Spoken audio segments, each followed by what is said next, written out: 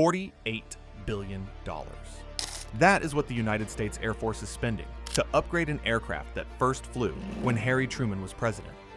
An aircraft older than the Vietnam War, older than the moon landing, an aircraft whose original designers are no longer alive to see what it is becoming.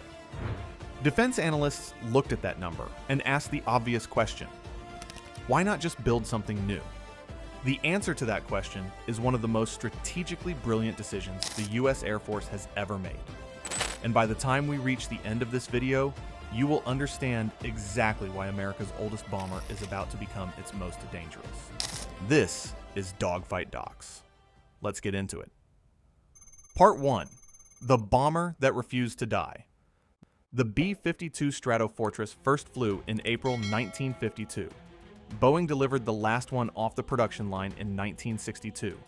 The mechanics working on them today were not alive when these aircraft were built. The pilots flying them today had grandfathers who flew the same aircraft type. And yet, right now in March 2026, B-52s are actively striking targets in real combat operations. Not in a training exercise. Not in a show of force. In a real war. Operation Epic Fury. The US campaign of strikes against Iranian ballistic missile sites and command infrastructure put B-52s in active combat alongside B-1Bs and B-2 Spirits. Every strategic bomber the United States Air Force owns flew together in the same campaign, and the B-52 was the one carrying the most cruise missiles.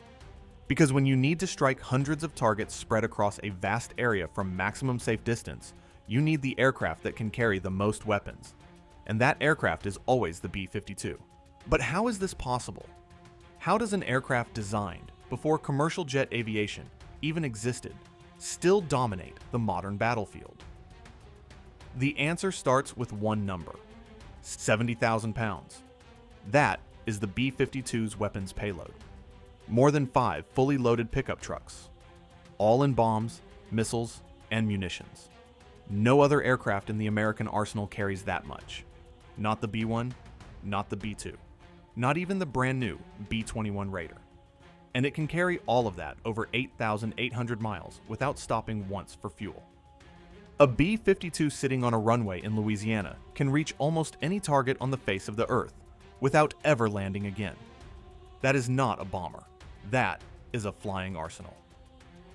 Before we go further, if you love the stories behind the aircraft that pushed the limits of what was possible, hit subscribe right now. It genuinely helps this channel keep making content like this. Thank you. Now let's get back to it. Part 2. What the B-52 actually carries today. Most people picture the B-52 dropping gravity bombs from high altitude. That image is 50 years out of date. Today's B-52 is a flying missile platform, a standoff weapons truck that never needs to go anywhere near its target. The AGM-86B cruise missile, the B-52's nuclear weapon, flies low, hugs terrain, and can travel over 1,500 miles after release. The B-52 launches from hundreds of miles away, and the missile does the rest. The target never sees it coming. The B-52 never enters the threat zone. For conventional strike missions, the AGM-158 Joint Air-to-Surface Standoff Missile hits targets over 200 miles away with pinpoint accuracy. Radar stations, missile sites, command centers. Gone before anyone knows the B-52 was in the area. The Harpoon anti-ship missile turns the B-52 into a naval warfare platform, hunting and sinking enemy warships from the air. Naval mines can be laid across shipping lanes and harbor entrances from altitude, cutting off an enemy's sea routes without firing a single shot in their direction. One aircraft, nuclear strike, precision land attack, anti-ship warfare, naval mining, close air support, all from the same airframe that Boeing designed when slide rules were the most advanced engineering tool available. And right now, the B-52 is being configured to carry something even more lethal, something that no existing air defense system on Earth can reliably intercept. We will get to that. Part 3. The engine crisis that forced a decision. Here is the problem the Air Force was staring at, and why the $48 billion decision became unavoidable. The B-52's 8 Pratt and Whitney TF-33 engines have been spinning since the Kennedy administration. Pratt & Whitney stopped making parts for them years ago. Maintainers are literally pulling engines off one B-52 to keep another flying. Cannibalization, the aviation equivalent of robbing Peter to pay Paul. Air Force global strike. Command officers admitted the engines were finding new and creative ways of braking. That is military language, for we are in serious trouble. By 2030, Pratt & Whitney confirmed they cannot support TF-33 maintenance any further. The clock was running out. The Air Force had two options: retire the most versatile bomber in the fleet, or do something nobody had ever attempted at this scale: transform it into something its original designers never imagined. They chose transformation, and the solution they chose is one of the most ingenious procurement decisions in modern defense history. Rolls-Royce won the contract to provide F130 engines. These are not military engines adapted for civilian use. They are civilian engines, the same power plant that flies in the Gulfstream, G65O business jet, adapted for military use. 8 of them replacing the TF-33s on every B-52 in the fleet. Why is that brilliant? Because the civilian supply chain for the F-13O already exists. Gulfstream has been flying them for years. When a B-52J needs an engine in 2050, the Air Force will not be scrounging through boneyards. They will order from the same global supply chain supporting business aviation worldwide. The parts availability problem that is currently cannibalizing the fleet disappears permanently. Rolls-Royce received $2.6 billion for the engine contract. Critical design review was completed in December 2024. Altitude testing is ongoing at Arnold Engineering Development Complex in Tennessee.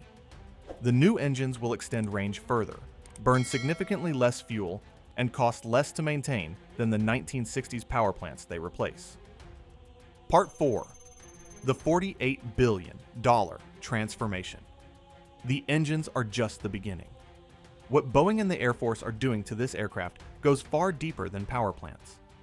Boeing received a $2.04 billion task order as the opening installment of a total program valued at $48.6 billion. That number covers everything: engines, radar, cockpit, weapon systems, power generation, communications, and structural work across all 76 aircraft in the fleet. When it is complete, the aircraft will be redesignated the B-52J. Same legendary airframe. Completely transformed capability. The radar is being replaced entirely. Out goes the old mechanically scanned array that has been guiding this aircraft since Vietnam. In comes the ANC-188 Bomber Modernized Radar, an active electronically scanned array system. The same technology in America's newest fighters.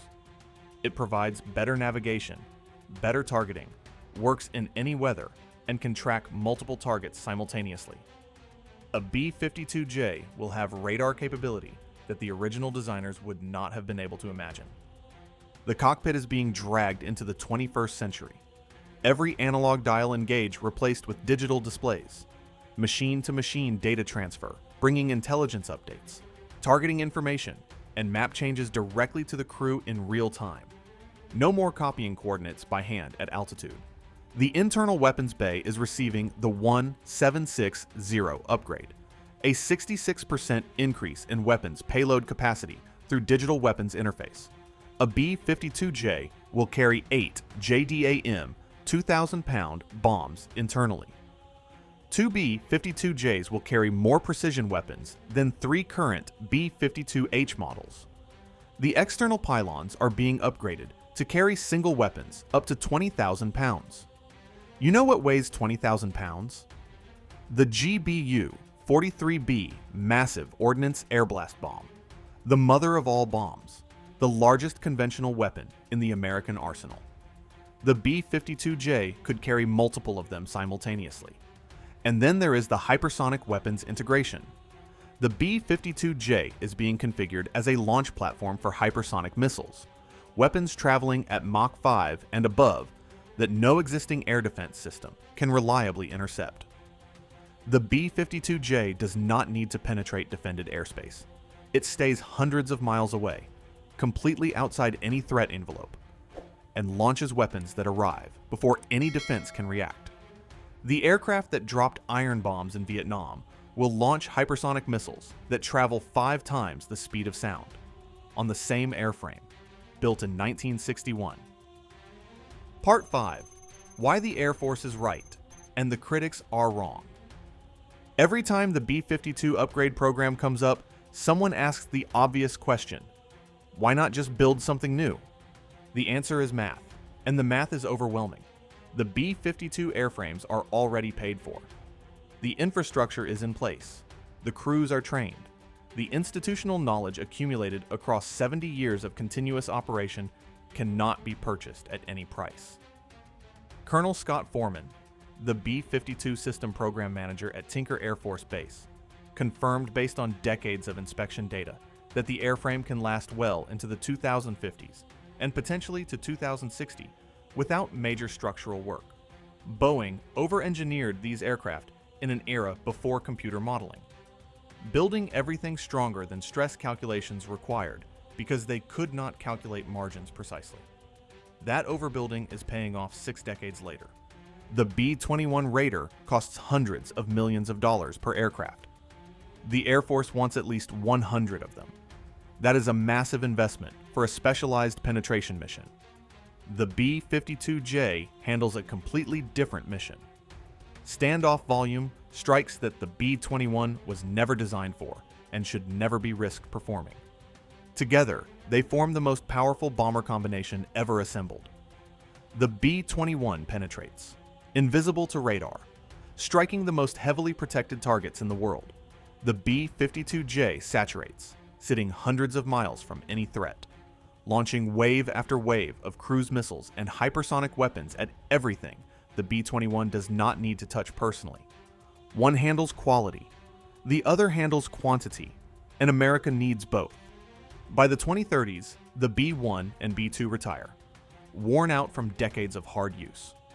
The Air Force transitions to a 2-bomber fleet. 100 B-21 Raiders for stealth penetration. 76 B-52Js for everything else.